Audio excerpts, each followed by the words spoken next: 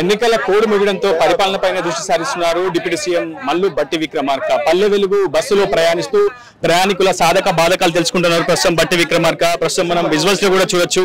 ఆయనను కలిసేందుకు చాలా మంది కార్యకర్తలు కూడా ఆయన బస్సులో ప్రయాణిస్తున్నటువంటి విషయం తెలుసుకొని ఒక్కసారిగా బస్ స్టాప్ లకు తరలి వస్తున్నటువంటి పరిస్థితి కనిపిస్తుంది. సో ప్రస్తుతం మనతో బట్టి విక్రమార్క ఉన్నారు. ఆయన అడిగి మరిన్ని విషయాలు తెలుసుకునే ప్రయత్నం చేద్దాం. సార్, చాలా ఆనందం వ్యక్తమవుతుంది మహిళల్లో, ప్రధానంగా ఉచిత బస్సు ప్రయాణంపై చాలా మంది చాలా ఎక్స్పెక్టేషన్స్ పెట్టుకున్నారు. అయితే ప్రయాణికులు ఎలాంటి స్పందన వస్తుంది, వారు సాధక బాధకాలు తెలుసుకున్నారు, ఏం సమాధానం చెప్తున్నారు ప్రయాణికులు? మొత్తంగా ప్రయాణం చేసే విధానం వల్ల మా అందరికి మేలు జరుగుతుందని చెప్తా ఉన్నారు.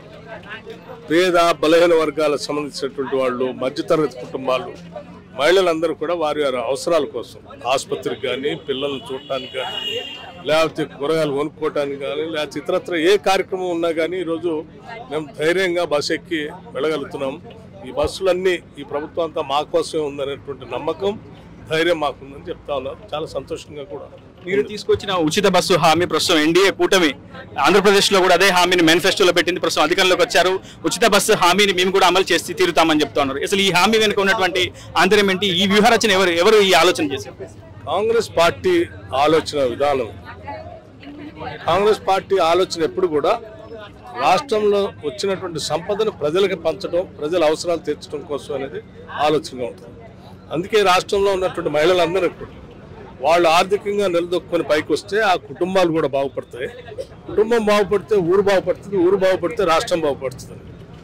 అందుకే మహిళలందరినీ ఆర్థికంగా నిలదొక్కుకోవడం కోసం తీసుకొచ్చిన అనేక స్కీముల్లో ఉచిత బస్సు ప్రయాణం అనేది కూడా అత్యంత ప్రధానమైనది.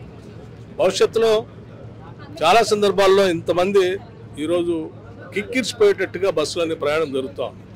ఒకప్పుడు ఆర్టీసీ బస్సు అంటే ఆర్టీసీ అనంలోనే మూసేస్తారేమో, ఆర్టీసీ అనంలోనే ఆదాయం లేక జీతాలు రాక ఇబ్బంది పడేటువంటి పరిస్థితి, లేకపోతే ఆర్టీసీని అమ్మేసుకుందాం అనే ఆలోచన ఆనాటి ప్రభుత్వాలు చేస్తున్న పరిస్థితి నుంచి ఈరోజు ఈ ఉచిత ప్రయాణం పెట్టడం వల్ల కొన్ని కోట్ల సార్లు మహిళలు ఉచితంగా ప్రయాణం చేస్తే ఆ కోట్ల సార్లు వాళ్ళు ప్రయాణం చేసిన బిల్లులకి మేము అంటే ప్రభుత్వము వాళ్ళ తరఫున డబ్బులు ఆర్టీసీ కడతా ఉన్నాం. ప్రతి నెల పేమెంట్ చేయబట్టడం వల్ల ఈరోజు ఆర్టీసీ లాభాల్లోకి వచ్చింది. ఆర్టీసీ కొత్త బస్సులు కొనుగోలు చేయగలుగుతుంది. ఆర్టీసీ భవిష్యత్తులో ఇంకా విస్తరించబోతాం. ఆర్టీసీ అనేది ప్రజల కోసం అంకితం కాబోతాం. ఆర్టీసీలో ప్రధానంగా వడ్డీ రేటు అంశం పెద్ద ఎత్తున ప్రస్తుతం చర్చనీయాంశంగా మారింది. సింగరేణిలో వడ్డీ రేటుకు సంబంధించి మీరు తీసుకున్న నిర్ణయం, మీ ప్రభుత్వం తీసుకున్న నిర్ణయం ప్రస్తుతం సత్ఫలితాలు ఇస్తుంది. 800 కోట్లు కూడా ఆదా అవుతుంది. సో ఆర్టీసీకి సంబంధించి, అప్పులకు సంబంధించి వడ్డీ రేటును తగ్గించే ప్రయత్నం గురించి ఇప్పుడే మీరు డిస్కస్ కూడా చేశారు సంబంధించిన అధికారులతో. ప్రస్తుతం అప్పులకు సంబంధించి ఏం చెప్తారు? మేము ప్రభుత్వం అధికారంలో రాగానే గత ప్రభుత్వం తీసుకొచ్చిన 7 లక్షల కోట్ల అప్పుల్లో 11%, 11.5% ఆ పైబడి కూడా రేట్ ఆఫ్ ఇంట్రెస్ట్తో కమర్షియల్ బ్యాంక్స్ తీసుకొచ్చిన అప్పులు ఉన్నాయి.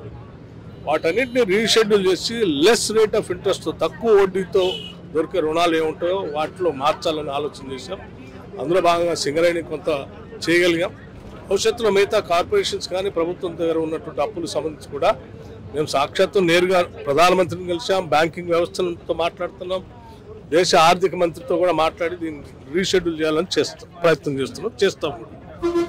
చెప్పండి, డిప్యూటీ సీఎం బట్టి విక్రమార్క నేరుగా మీ దగ్గరకు వచ్చారు, మీ సమస్యలు అడిగి తెలుసుకుంటున్నారు. ఏమైనా సమస్యలు ఉన్నాయా? సార్ దృష్టికి ఏమైనా తీసుకెళ్లాలనుకుంటున్నాను సార్. సమస్యలు అంటే మా ఫ్యామిలీ సమస్యలు కానీ మిగతా అయితే ఏం లేదు సార్. మాకు ఆర్టీసీ ప్రయాణానికి సంబంధించి మీకు నిజంగా సాటిస్ఫాక్షన్ ఉందా? ఎట్లా ఉంది?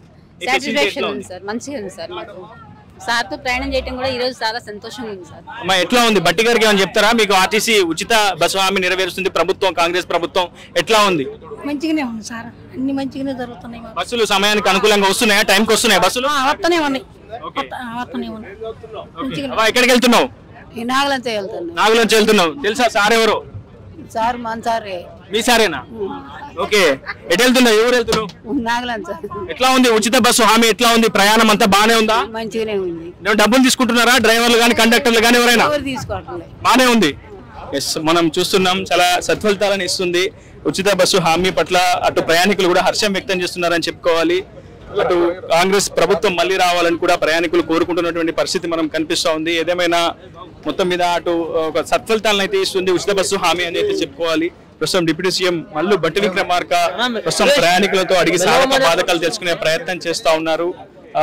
మొత్తం బస్ అంతా కూడా కిక్కిరిసిపోయింది ప్రయాణికులతో. అయినా కానీ 2 రోజుల ఖమ్మం జిల్లా పట్టణంలో భాగంగా విస్తృతంగా పర్యటిస్తున్నారు. ప్రయాణికులను ఒక్కొక్కరిని అడిగి సమస్యలు తెలుసుకుంటున్నారు. కొన్ని సర్వీసులు పెంచేందుకు కూడా అటు బట్టి విక్రమార్క సంబంధిత రవాణా శాఖ అధికారులతో కూడా మాట్లాడించే ప్రయత్నం చేస్తున్నారు. ప్రస్తుతం బట్టి గారి వెంట అటు కలెక్టర్ గౌతమ్, అదేవిధంగా వైరా ఎమ్మెల్యే రామదాస్ నాయక్ కూడా ఉన్నారు. మనం ప్రస్తుతం విజువల్స్ కూడా చూడొచ్చు. ఒక ఆకస్మిక పరిశీలన చేస్తున్నారు. తమ ప్రభుత్వం ఇచ్చినటువంటి హామీల పట్ల ప్రజలంతా కూడా సంతృప్తి వ్యక్తం చేస్తున్నారు అనేది ప్రధానంగా బట్టి విక్రమార్క అదేవిధంగా నేతలంతా కూడా చెప్తున్నారు. ఏదేమైనప్పటికీ ఉచిత బస్సు ప్రయాణం పట్ల ప్రయాణికులు అయితే సంతృప్తి వ్యక్తం చేస్తున్నటువంటి పరిస్థితి ఉంది. ఇది వీడియో జర్నలిస్ట్ నాగేంద్రతో రిపోర్టర్ ఉదయ్, RTV ఖమ్మం నుంచి. మరిన్ని వీడియోస్ కోసం ఛానల్ ని సబ్స్క్రైబ్ చేయండి. లేటెస్ట్ అప్డేట్స్ కోసం వాట్సాప్ ఛానల్ ని ఫాలో చేయండి. అండ్ లింక్ డిస్క్రిప్షన్ లో ఉంది.